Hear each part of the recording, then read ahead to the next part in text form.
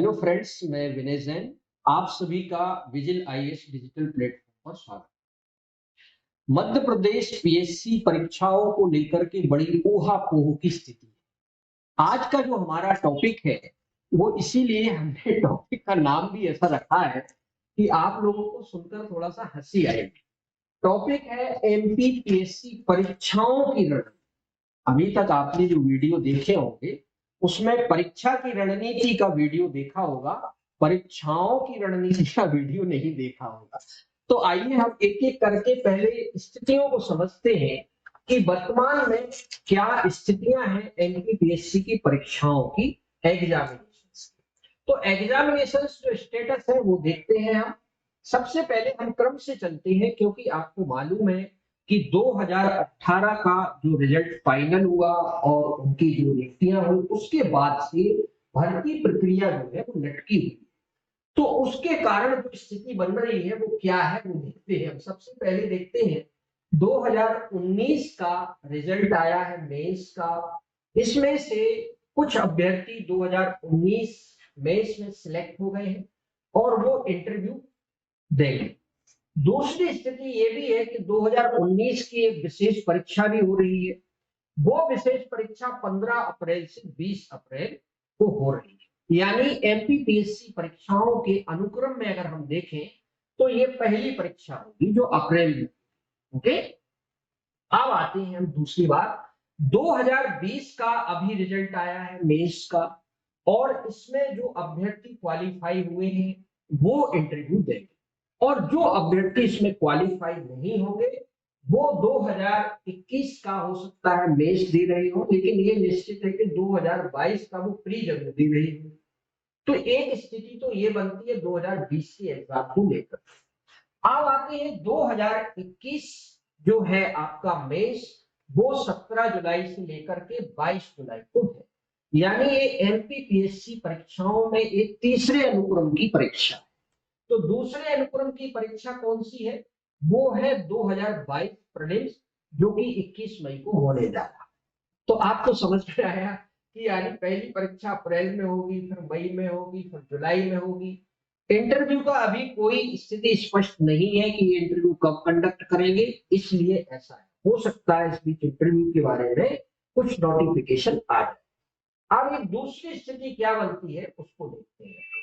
दूसरी स्थिति ये है कि जो 2019 जिन्होंने परीक्षा नहीं दी है वो 2020 की परीक्षा में मेंस क्वालिफाई हो गए होंगे, इंटरव्यू दे रहे होंगे। कुछ बच्चे ऐसे होंगे जो फेल होंगे, परंतु वो 21 का मेंस लिखेंगे या 22 का वो प्रीलिम्स का एग्जाम देंगे। तो एक स्थिति यहाँ पर ये बन रही है। तीसरी स्थिति क्या बन रही है कि 2021 का जो लोग मेंस लिखेंगे, मेंस कब होगा? जुलाई में, और 2022 की वो प्री परीक्षा देंगे मई में। यानी ये मध्य प्रदेश के इतिहास में पहली बार ऐसा हो रहा है कि पहले प्री एग्जाम है, फिर उसके बाद जो है आपका मेंस एग्जाम है, वो भी पिछले वर्ष का है ना। अब यानी यहाँ पर प्री भी देना है और मेंस भी इन लोगों को लिखना है। तीसरी जो स्थिति है वो ये बन रही है आपकी कि सिर्फ 2022 के में जो शामिल होंगे अभ्यर्थी, यानी जो प्रीलिम्स परीक्षा देंगे, तो वो है। अब यहाँ पर इसको कुल मिलाकर के अपन अगर देखें, विचार करें इस पर, तो आपको एक जो स्थिति है वो तो क्लियर हो जा रही है। क्या? कि जो प्रीलिम्स परीक्षा है यानी 2022, इसमें जो प्रतिभागी है, पार्टिसिपेंट है, वो 2019 वाले भी है, 2020 वाले भी हैं, 2021 वाले भी हैं और 2022 में जो फॉर्म भरेंगे वो भी इसमें शामिल है जिन्होंने फॉर्म भर दिए। तो आप सोच करके देखिएगा, इसमें जो 19 से तैयारी कर रहे हैं अभी तक यानी 2023 तक, तो 19, 20, 21, 22 और ये आ गया 23। और ऐसा तो है कि 19 में ही उनका अवतरण हुआ हो। 19 की जिन्होंने एग्जाम दी होगी वो 1-2 साल पहले से तैयारी कर रहे हो।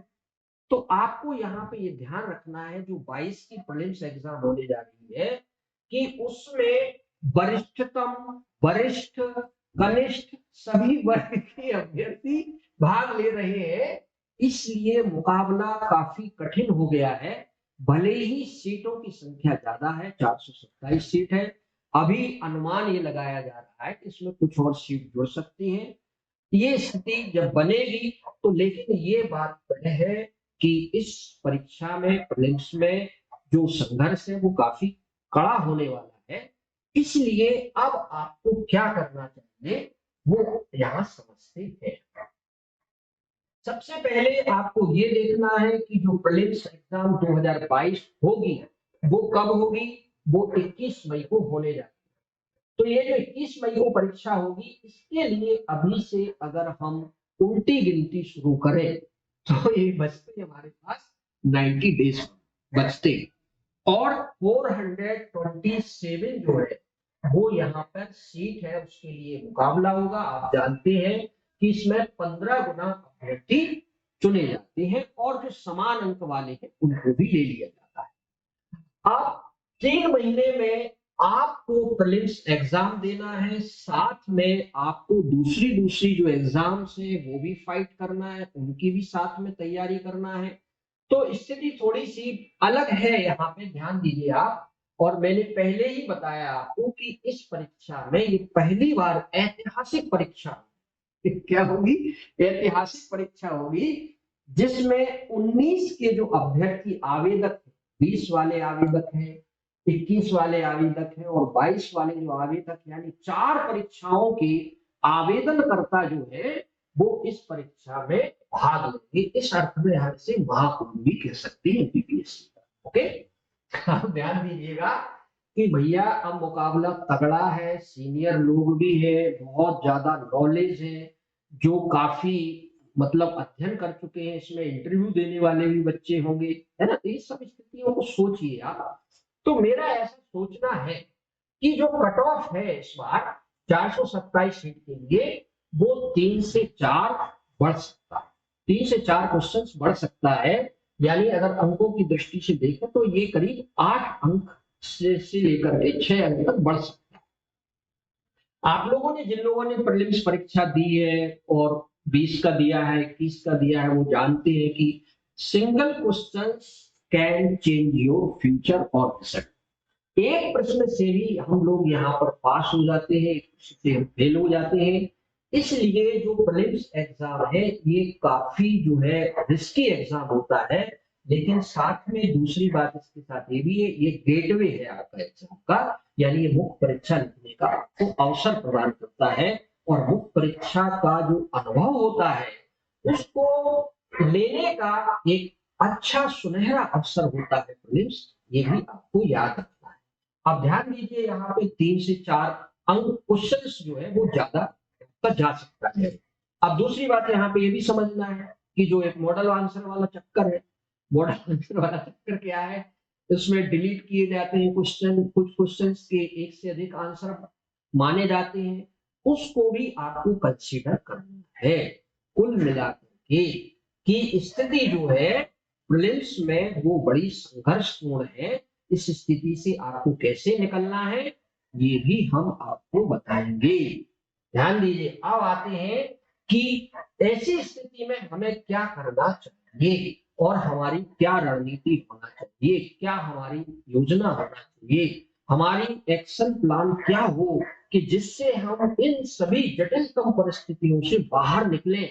तो देखिए, सबसे पहले आप 20 एग्जाम जो हुई है उसका पेपर उठाइए, 21 की जो प्रीलिम्स एग्जाम हुई है उसका पेपर आप दीजिए, तो आप पाएंगे उसमें कि मध्य प्रदेश को सबसे ज्यादा नोटिस किया गया। और जैसा कि आप जानते हैं कि सिलेबस में भी मध्य प्रदेश को वेटेज दिया गया है। कैसे बोलो, जैसे पहली यूनिट है आपकी, तीसरी यूनिट है, 5वीं यूनिट है, प्लस 8वीं यूनिट में मध्य प्रदेश करंट अफेयर्स है। तो इसमें देखेंगे अगर 10 यूनिट में तो करीब आपका 3 यूनिट प्लस जो करंट है वो आपका इसमें आता है। तो ये कुल मिलाकर के आउट ऑफ 100 क्वेश्चंस में 40 क्वेश्चन तो आपकी केवल मध्य प्रदेश से हो जाती है। अगर आपने इनमें से 40 में से अगर आपने 35 क्वेश्चंस आराम से कर लिए तो आप समझ लीजिएगा कि आपके ऊपर जो संकट मंडरा रहा है काय का सफल होने का, वो संकट आपका हट जाएगा, है ना। अब दूसरी बात, और दूसरी वरीयता वेटेज किसको दिया गया है, वो दिया गया है राजव्यवस्था। यहाँ पे ध्यान दीजिएगा, राजव्यवस्था की 2 यूनिट, एक यूनिट है आपकी छठी और ये यूनिट है आपकी 10वीं। तो ये जो दोनों यूनिट है, अगर जैसे 10वीं यूनिट जो है वो आयु वाली है और जो छठी यूनिट है वो राजव्यवस्था की, तो मान लेते हैं लमसम 20 क्वेश्चन यहाँ से आपको आते हैं, तो ये प्रश्नों की संख्या हो जाती है करीब 60। यानी यही 2 टॉपिक आपके लिए इस परीक्षा में पास कराने में बड़ी भूमिका निभाए। तो आपको इन टॉपिक पर फोकस रखना है, साथ में आपको संतुलन का सिद्धांत भी कायम करना है। संतुलन का सिद्धांत क्या, कि ये जो 5 यूनिट है, इसके अलावा जो शेष 5 यूनिट है, जिसमें से सबसे खतरनाक जो यूनिट आपको लगती है वो 7वीं यूनिट है, जिसमें कि आपका इंफॉर्मेशन टेक्नोलॉजी है। उसमें भी आपको अच्छी तरीके से पढ़ना पड़ेगा, नए तरीके से पढ़ना पड़ेगा, जो परंपरागत तरीका है वो इसमें नहीं चलेगा, ध्यान रखिएगा आप। इसी प्रकार से आपका जो 7वां यूनिट है वो भी साइंस से रिलेटेड है, वो भी चैलेंजिंग है। तो यानी 7वीं और 9वीं यूनिट में भी आपको ध्यान देना होगा, क्योंकि बाकी यूनिट में जो लोग हैं वो सबसे ज्यादा मेहनत करते हैं, लेकिन उसका महत्व जो है उतना नहीं है जितना बाकी यूनिट्स का है। तो ये ध्यान रखिएगा। अब बात करते हैं हम कि हम 80 प्लस स्कोर हमें करना होगा, तब हम कट ऑफ की सीमा से एकदम ऊपर होंगे, यानी बहुत ज्यादा प्लस होंगे, और जो मॉडल आंसर आएगा उसके हम शिकार है ना। मतलब हम आराम से प्रीलिम्स पास हो जाएंगे। और जब आप आश्वस्त हो जाओगे प्री परीक्षा देने के बाद 21 मई को कि मेरा 80 से अधिक क्वेश्चन सही हो रहा है, अब कैसी भी स्थिति बनेगी मेरा प्रीलिम्स निकल रहा है, तो आपका फिर मेंस पढ़ने में मन, ध्यान रखिएगा। तो अब प्रीलिम्स में 80 प्लस स्कोर आप कैसे करेंगे, तो आपको यहाँ पे कुछ बातों को ध्यान देना। सबसे पहले आता है कि ह्यूमन एरर को मिनिमाइज करना होगा, जो हमसे मानवीय गलतियां है ना, आते हुए भी प्रश्न गलत हो जाता है, और मैंने देखा इन प्रश्नों की संख्या होती है 4 से 5। आप सोच के देखिए, आता हुआ प्रश्न आपने गलत कर दिया। तो इससे निपटने के लिए आपको ज्यादा से ज्यादा क्वेश्चन पेपर लगाने चाहिए। अब दूसरी बात आती है कि आज आप देखेंगे 100 प्रश्नों में करीब 20 से 25 प्रश्न ऐसे होते हैं जो अपरिचित होते हैं, जिनसे आप मतलब जिनको आपने पहले पढ़ा नहीं होता। अब उसमें आप लोग क्या करते हैं, अनुमान के आधार पर उसमें सही लगाते हैं, जिसे बोलचाल की भाषा में तुक्का की परंपरा कहते हैं। उसमें कभी कभी बैठ भी जाता है तुक्का और कभी कभी बैठता नहीं है, ऐसा नेगेटिव मार्किंग ना होने के कारण। लेकिन मान लीजिए अगर नेगेटिव मार्किंग इंट्रोड्यूस हो गई, तो जैसे अभी एडीपीयू की परीक्षा में आपने देखा नेगेटिव मार्किंग उन्होंने वहां पे लागू की, तो उसके लिए भी आप तैयार।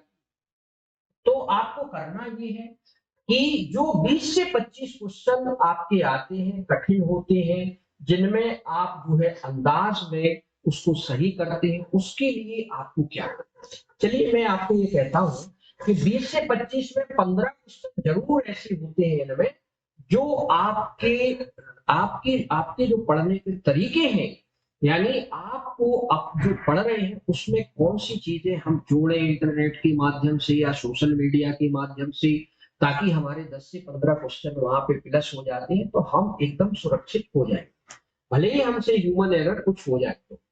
तो इसके लिए भी, यानी आपको नई जानकारी जुटाने के लिए भी आपको करना क्या चाहिए, आपको एक ऐसी टेस्ट सीरीज ज्वाइन करना चाहिए जिसमें प्रश्नों का स्तर एमपीपीएससी जैसा हो, नंबर 1।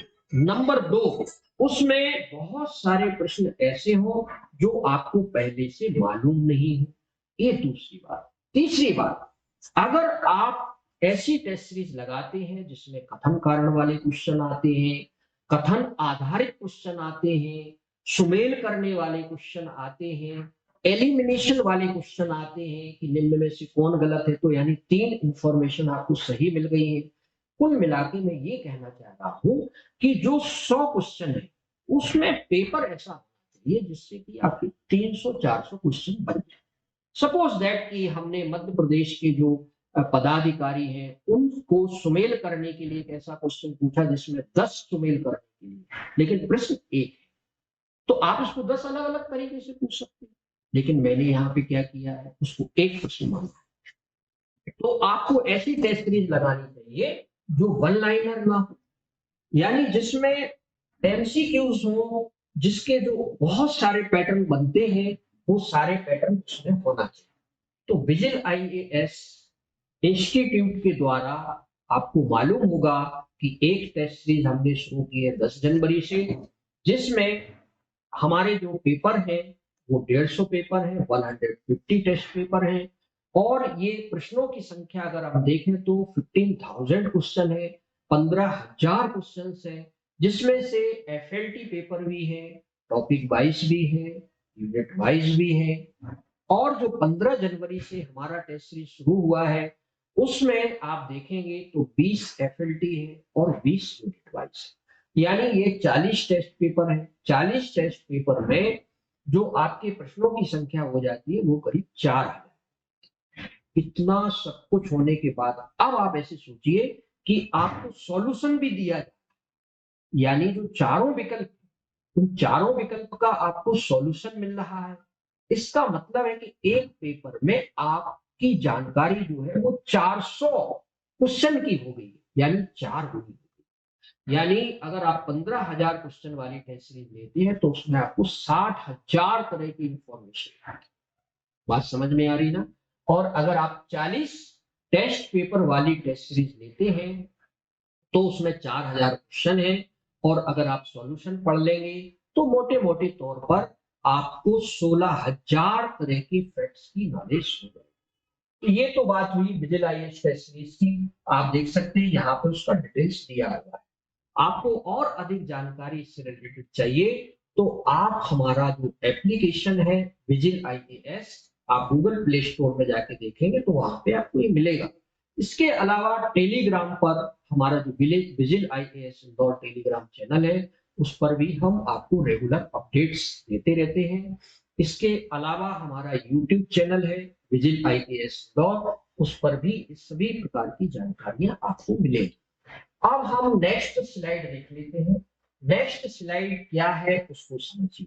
अब हम आपको प्रीलिम्स रणनीति के बाद अब हम आपको मेंस की रणनीति बता रहे हैं कि जो लोग मेंस लिख रहे हैं 2019 का, 2000 जो आपका 21 का जो मेंस लिख रहे हैं, या 2022 में जो क्वालिफाई होकर के मेंस लिखेंगे, तो उन सब के लिए क्या करना चाहिए, तो उसके लिए क्या रणनीति हो। तो सबसे पहले हम जानते हैं कि जो परीक्षाएं हो रही है वो कब हो रही है, फिर उसके हिसाब से हम अपना टाइम जो हमारे पास अवेलेबल है, हमारे पास जो रिसोर्स है, उसके हिसाब से हम रणनीति बनाए। तो देखिए यहाँ पर 2021 का जो मेंस होने जा रहा है वो 17 जुलाई से 22 जुलाई को होने जा रहा है।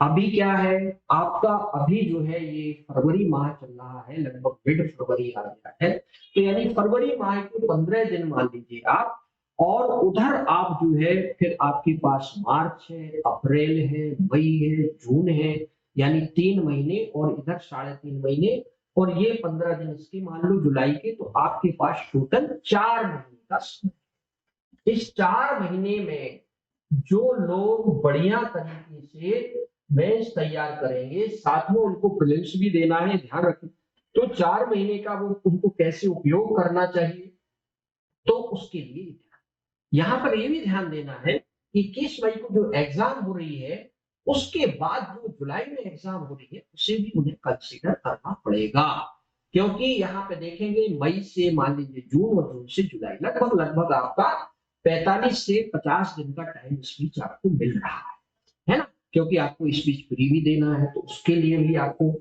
तो हमारा आपसे ये कहना है कि आप प्रीलिम्स के साथ साथ मेंस की भी तैयारी करें।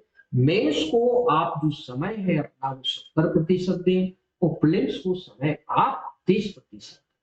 आप सोचेंगे क्यों सर, इसलिए क्योंकि आप मेंस पहली बार लिख रहे हैं जबकि आपने प्रीलिम्स क्वालिफाई कर लिया है, तो आपको केवल जो नवीन जानकारी है, नवीन जो तथ्य है, वही तो तैयार करना है और बाकी रिवीजन। और जब आप एक बार तैयार कर चुके होते हैं तो आपको मालूम होगा कि आप फटाफट फटाफट रिवीजन कर लेते हैं, क्योंकि आपको याद नहीं करना पड़ता, देखना पड़ता है। ओके, तो ये तो बात हुई हमारी। अब आते हैं कि जो मेंस परीक्षा है उसमें लिखने को तो सभी मेंस लिखते हैं, लेकिन कुछ अभ्यर्थी ऐसे होते हैं कि वो 750 से कम नंबर लाते हैं। कुछ अभ्यर्थी ऐसे होते हैं जो 800 स्कोर तक जा पाते हैं। कुछ अभ्यर्थी ऐसे होते हैं जो 850 अंक लाते हैं। मैं यहाँ पर मेंस क्वालिफाई करने वाले अभ्यर्थियों की का वेरिएशन बता। आपने देखा होगा कि 750 से लेकर के 850 के बीच ये जो 100 नंबर है, इस 100 नंबर से टॉपर से लेकर के शीर्षस्थ कैंडिडेट से लेकर के जो सबसे नीचे स्तर पर सिलेक्ट होता है, उन सबकी स्थितियां हैं। तो देखिए यहां पर सबसे पहले हम 750 मेंस में स्कोर करने वाले अभ्यर्थी की स्थिति को समझते हैं। 750 को स्कोर करेगा, वो इंटरव्यू में पहुंच जाएगा, लेकिन उसकी सफलता जो है वो संदिग्ध है कि वो फाइनल मेरिट लिस्ट में आएगा भी कि नहीं। वो एक ही स्थिति में आ सकता है जब उसे 175 अंक में से 150 से अधिक अंक मिले, तब जाकर के वो कहीं सिलेक्ट हो पाएगा। लेकिन आप सोचिएगा इंटरव्यू में इतना अंक क्या सबको मिल सकता है? कुल मिलाकर के 99% यहाँ फेल होने की संभावना है। अब आते हैं जो 800 स्कोर करती है। देखिए इसमें केवल 50 नंबर प्लस है और ये 50 नंबर आपको फेल से पास करना, लेकिन इसमें जो पास होंगे वो मेरिट सूची में नीचे है, आपको ये भी याद रखना है। यानी वो थर्ड क्लास भी सीट उनको मिल सकती है वैकेंसी, और सेकंड क्लास पोस्ट भी उनको मिल सकती है। तो जो 800 स्कोर करेंगे उनकी स्थिति क्या है? एक तो फेल से वो पास हो सकते हैं, लेकिन वो रैंक उनका नीचे है। लेकिन जो 850 स्कोर करेगा वो क्या होगा? वो तो 100% सिलेक्ट हो जाएगा, भले ही इंटरव्यू में कितना नंबर मिले उसको, और वो टॉपर बनने की उसकी प्रबल संभावना, क्योंकि ये तो टॉपर बन भी सकते हैं। या अंडर 20 अंडर 10 में जो सबसे क्लीन पोस्ट होती है, मलाईदार जो पोस्ट होती है, वो तो इन्हीं को मिलेगी, राइट? क्योंकि 850 हर कोई कैंडिडेट 850 स्कोर करने की क्षमता नहीं रखता है, ये भी ध्यान रखिए आप। अब देखिए यहाँ पे 750 से जो 800 और 800 से 850, अगर हम इन दोनों का डिफरेंस देखें 750 से 850, तो ये मात्र 100 अंक का डिफरेंस है। अगर हम 1400 अंकों में 100 अंक देखते हैं तो आप सोच के देखिए 10% से भी कम है कि नहीं? तो आपको यहां पर ये ध्यान देना है कि ये 100 अंक है, यही आपके लिए ये गोल्डन मार्क्स है, ध्यान रखिएगा, ये स्वर्णिम अंक है जो आपको प्राप्त अगर आप ये कर लेते हैं तो आप इस दुष्चक्र से, जो एमपीपीएससी का बीसीएस साइकिल है, इससे आप बाहर निकल। अगर आप थर्ड ग्रेड में पास होते हैं तो आपको फिर मेंस, फिर प्री, फिर वही चक्कर। तो यहाँ पर इस ये जो आपका दुष्चक्र है, इससे बाहर निकलने का एक ही तरीका है कि आप अन्य अभ्यर्थियों से 100 नंबर ज्यादा प्लस करिए, जो क्वालिफाई हो रहे हैं उनकी बात कर रहा हूं मैं, फेल वालों की नहीं कर रहा। अब आता है कि ये जो 100 अंक है आपका, ये बढ़ेगा कैसे? तो देखिए अगर आप पूरे सिलेबस को बहुत अच्छी तरह से ऑब्जर्व करोगे तो मैं आपको बिल्कुल साइंटिफिक और तार्किक तरीके से बताता हूं कि आपका 100 अंक कैसे बढ़ सकता है। देखिए सबसे पहले छठे पेपर को हम देखते हैं, जिसमें निबंध आता है और आपका प्रारूप लेखन आता है और प्रतिवेदन आता है। आपको मालूम होगा कि 50 अंक का 1000 शब्दों का ऐसे आता है, फिर 25 अंक का 500 शब्दों का ऐसे आता है, फिर इसके बाद आपका आता है शासकीय पत्र जो आपका पत्राचार है वो, और फिर आता है एक प्रतिवेदन। लेकिन आप देखिए, ध्यान दीजिए यहाँ पर कि इसमें जो लैंग्वेज कॉम्पिटेंसी है, जो भाषाई सक्षमता है, वो सबके पास नहीं होती है। ध्यान रखिए, ये सक्षमता किसके पास ज्यादा होगी? वो मानव की विषय के पास, जिसका ह्यूमैनिटी सब्जेक्ट, या जिसने कुछ स्वाभाविक भी, नेचुरल भी होता है किसी किसी में। तो यहाँ पर आपकी जो भाषा है, अगर वो समृद्ध है, तो आप आसानी से 10 अंक बढ़ा सकते हैं। ठीक है, आप मेरी बात से सहमत है कि नहीं? है ना? सहमत होना चाहिए मेरे हिसाब से। अब आते हैं 5वें पेपर को। हम आप अगर सामान्य हिंदी का पेपर देखेंगे, यहाँ पर 200 अंक का पेपर है। देखिए, जितने ज्यादा अंक का पेपर होगा, उतना ही ज्यादा आप प्लस कर पाएंगे। एक सिंपल बात। तो यहाँ पर हिंदी में देखिए, आप हिंदी के दो भाग कर लीजिए। एक तो होता है व्याकरण, है ना, जिसमें स्टैटिक है, अगर आपने सही लिखा है तो सबको नंबर एक जैसा मिलेगा। लेकिन अपठित गद्यांश जो कि 20 अंक का आता है, संक्षेपण जो कि 10 अंक का आता है, पल्लवन जो कि 10 अंक का आता है। आप सोचिए, 40 अंक तो यही हो गया। फिर ट्रांसलेशन 20 + 15 35 अंक वो हो गए। 40 + 35 कितना हो गया? 75। लेकिन लोग उस पर ध्यान ही नहीं देते।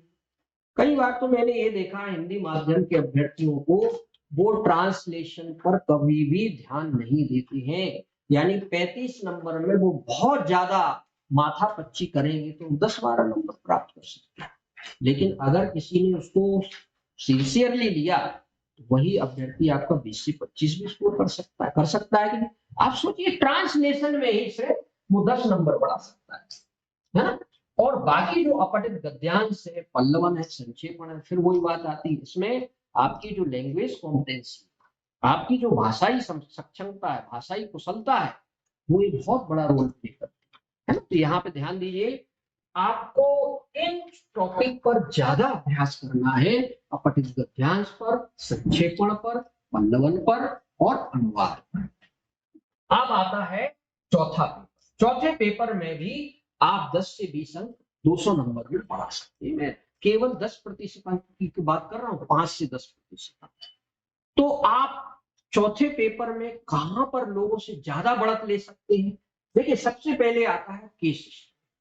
आपको मालूम होगा कि जो केस स्टडी आती है, उसमें 2 प्रश्न पूछे जाते हैं, और दोनों प्रश्न 20-20 अंकों के पूछे जाते हैं।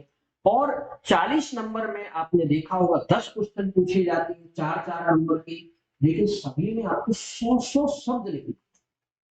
लेकिन हमारे यहाँ जो अभ्यर्थी टेस्ट सीरीज कर रहे हैं या जो परीक्षा देकर आए हैं, हम देखते हैं कि वो 100 शब्द नहीं लिख पाते, या लिखते हैं तो जबरदस्ती लपेटते हैं उसको। लपेटना तो जानते हो कि नहीं आता है, तो उसी चीज को बार बार पुनरावृत्ति शैली में लिखते हैं। तो लपेटना नहीं है भैया, हमको बिल्कुल एकदम तथ्यात्मक जानकारी के साथ प्रस्तुत करना है इसको, है ना? तो यहाँ पे देखिए, अब 40 अंक किसका हो गया? वो केस स्टडी। अब आते हैं दार्शनिक। दार्शनिक वाला जो पहला यूनिट है ना, वो भी बहुत, देखिए यहाँ ध्यान दीजिए, ये जो दार्शनिक है, ये यूपीएससी वाले दार्शनिक नहीं है, ध्यान रखिए।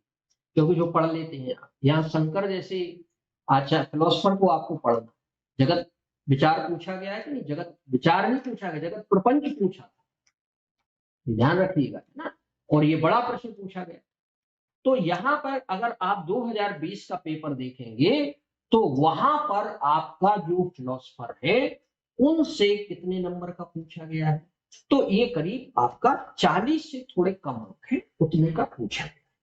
तो फिलोसफर को आप ध्यान में रखें। जो जितने भी दार्शनिक हैं उसमें 3 अंक, और जो बड़े दीर्घोत्तरीय प्रश्न हैं वो सभी अच्छे से पढ़े आप, तब आपका स्कोर बढ़े। तो ये तो बात हुई हमारे चौथे पेपर की।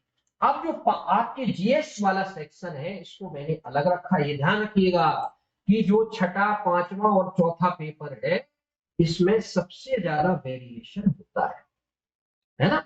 और दूसरा आपका वेरिएशन वाला जो सेक्शन है, वो जीएस वाला। जीएस में थर्ड पेपर यहाँ पर काफी डिफरेंस आ जाता है।